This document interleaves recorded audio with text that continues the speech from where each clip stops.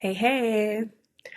So today is the first day in a while that I can say I'm starting to feel a lot more like myself since getting here to Bolivia. I feel like I'm finally starting to get a grip on my routine and just feeling more normalized and grounded and balanced. So, yeah, that's really good news. I think the adjustment period that it has taken me to kind of adapt and just get into my groove here in Cochabamba specifically, it is finally coming to an end and I'm getting over the hump. So I thought today's topic, it would be good to talk about just navigating the adjustment period. I have had to do this in more than one place, like Bolivia is not the first. Um, and so these are some of the things that I have found have helped me to get through just a period of time where you don't feel like your normal self and it just can feel like a lot. But these things can help you get through it. At least they've helped me get through it. So I wanted to share it with you all because I feel like no matter where you go, this adjustment period is kind of inevitable. Like sometimes it may not hit you until you've been in a place for a while. And then other times, as soon as you touch down, it's like, woof, extreme shock. So, one of the first things that I find is really helpful for this period of time and getting adjusted to a new place is always just finding a healthy way to kind of like let it out, like a venting outlet of some sort. So this can look like a variety of different things. Maybe calling up a friend and just being able to be fully transparent and honest with the things that you're dealing with or struggling with. Or it might look like just getting out energy that's been pent up from just all the frustrations or the different things you've had to juggle. So maybe exercising. I know for me, if I could take a boxing class, I would do that. Or just running. Some people like running. Um, or going to the gym, lifting weights. Like whatever is your normal outlet or whatever is most comfortable for you. Maybe it just looks like sitting quietly and drawing or coloring, as like unusual as that might sound for some people. That can be a creative outlet or just a outlet to kind of let things like out, let them out. So yeah, that's the first suggestion I have. Another one would be being intentional about studying the history and culture of the place that you're in. And this I have found is really helpful in shifting your perspective on why things are the way that they are. I know I did this here in Bolivia. I was just getting really frustrated with some things, specifically the cost of living to well, the cost of living in general, because I was surprised by how expensive certain things were. Everything is, but also the cost to value. That's a big deal for me. It's one thing to pay a certain amount for something, but I know I'm getting like, a good value out of it or like getting a lot from it, but I don't like having to pay a lot and get a little. That's so frustrating for me. So I did some research, and it's not that I didn't do my research before, but I wasn't very intentional about looking up certain things and diving deeper into the history and even more um, getting doing more of a deeper dive into like just current events and things going on in Bolivia, like politically as well. So that just helped shed light on some things. And I don't know, a part of me was getting frustrated because I did feel like I was paying a lot more for things when I didn't have to, or I felt like I was just being like the expat that didn't know how to navigate a new place when in actuality like prices have gone up and inflation is like crazy high right now. So having that put into perspective helped me to not put so much blame on myself and yeah, get it didn't change the fact that like prices are so high, but it did help me feel a little bit better and just not have so much shame around like thinking that I was the one like failing at figuring something out. And really, it was just like adjusting to it is what it is.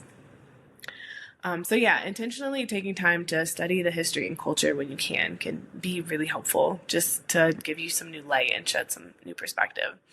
It also helps to befriend the locals and talk to people when you can.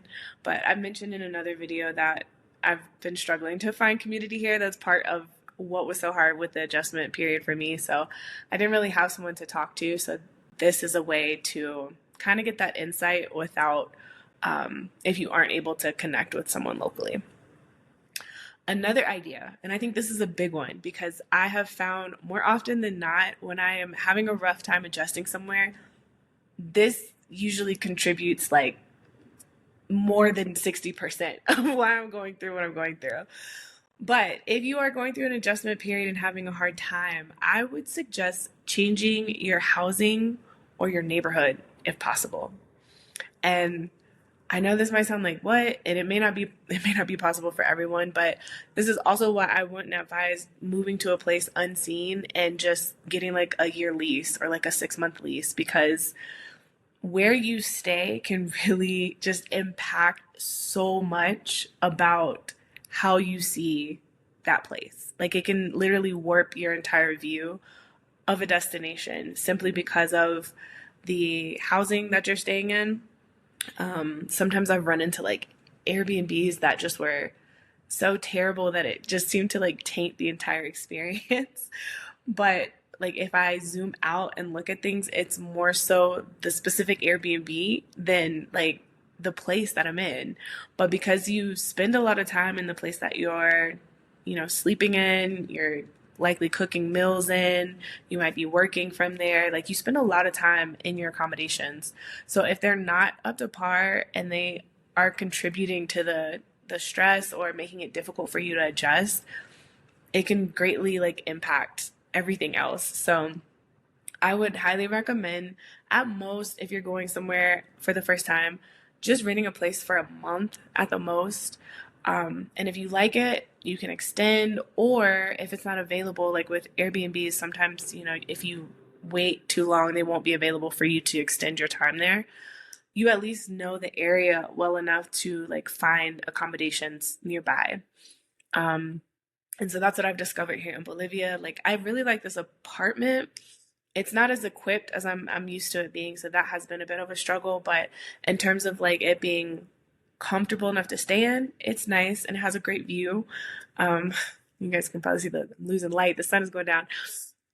But yeah, aside from the great view, I've realized that this area that I'm in, it's not bad. It's just not my favorite. And I've discovered since being here that I like an area that's about a 30-minute walk from here. Every time I go over there, like my energy just feels a little bit lifted.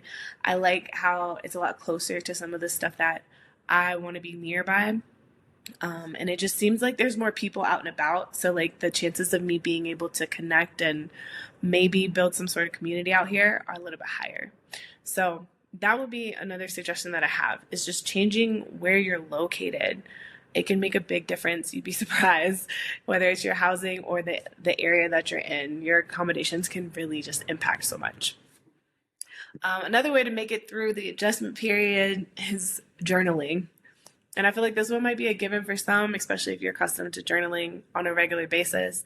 But I think this is really important because it gives you a chance to kind of reflect on like where you are internally, right? Like things that are going on inside of you, or different patterns that you're noticing that maybe they were happening back in the States as well, or before you made the move from wherever you moved from, and you're noticing it show up here. And so it's not so much the place, but it's more so something that you're having to work through internally. And that's just important to note, because I know in the past I have looked at a destination or a country a certain way, when in actuality it wasn't so much the country as it was so just the place that I was in at that moment in time. And I just happened to be in that country. And so it was me kind of like projecting things on a destination. So journaling is just a really good way to get some additional insight into what you're really going through, and just reflect on, is it really the place that we're having a hard time adjusting to, or is it me being stretched and, shaped in a different way than I'm used to, and that is what's causing like so much friction. And then while we're on the topic of journaling, I think during this period, it is great to take note of all the moments of gratitude that you come across. And I know it might sound cliche, but I think when you're in this period of like trying to figure out what is what and just to get your life together, it can be really easy to harp on all the negative things. And so making a conscious effort to track every win, every just moment to be like, wow, it's such a beautiful day. Like, and taking note, taking inventory of all the moments of gratitude that you can collect can also be really helpful in pushing through, because eventually it'll be over if it's the right place for you. It will be over and you'll get in your groove. But in the meantime, it's good to just take note of like, these are all the good things, like creating a bank, a gratitude bank, if you will. Yeah. Okay. Another one, this is specifically for my ladies. And this one came to my mind because I felt like it might have been a big impact on me being here. But like our bodies, they impact a lot. And so I think it's important, if you aren't already doing this, to track your cycle, because you will get a lot of insight into what is going on in terms of hormones. And I think this is particularly important for a move abroad, because sometimes we don't realize how much stress we might be internalizing or having to take on with the move. When you're getting up every day and you're just trying to do your best, it doesn't always register that things are putting you out of your comfort zone as much as they are. And then other things like just having new sleep routines, different diets, you're eating different foods, and sometimes those foods they're not the same as what you were eating before, so you might be missing out on certain nutrients, or just different things that your body is used to having to help regulate everything. So yeah, I would definitely check or track and check your cycle, to just check in to see like what's going on. Because sometimes, honestly, like even if you can't fix or change things, just having more awareness of like, okay, this is why I'm feeling this way, can be such a big help. And then my last suggestion would be to create small comforts where you can, whether that is creating a home cooked meal to the best of your ability with whatever ingredients are available to you. Maybe it's just chilling out and watching your favorite TV show or a movie. It could be turning on some music, right? Like I think before you leave home, if you're someone who's big into music, making a playlist of some of your favorite songs that could be your go-to if you're ever feeling homesick or you're just feeling like you're not settled and you kind of just need something to ground you. Having a playlist of your favorite songs can be really helpful. And then when all else fails, I say just go shopping. Like if you can, if it's within your means, even if it's just window shopping, sometimes that can just, because that's something that, especially if it's something that you did back at home, it can just kind of help you to feel more normal, which is the goal with all of these as you go through this period. It's just finding normalcy and whatever balance that you can while you adjust to this new place. So those are all of the things that I have personally tried and things that I think could be helpful if you find yourself in your new home abroad and, it's just taking a while to get settled. If you guys have any other suggestions, I really would love to hear them. So drop them down in the comments below. And of course, if you're looking for ways to transfer your skills into income that you can use to earn from anywhere, be sure to check out my Beyond the 9 to 5 guide down in the description box below. All right, y'all. Thanks so much for tuning in, and I'll catch you guys tomorrow. Hasta luego.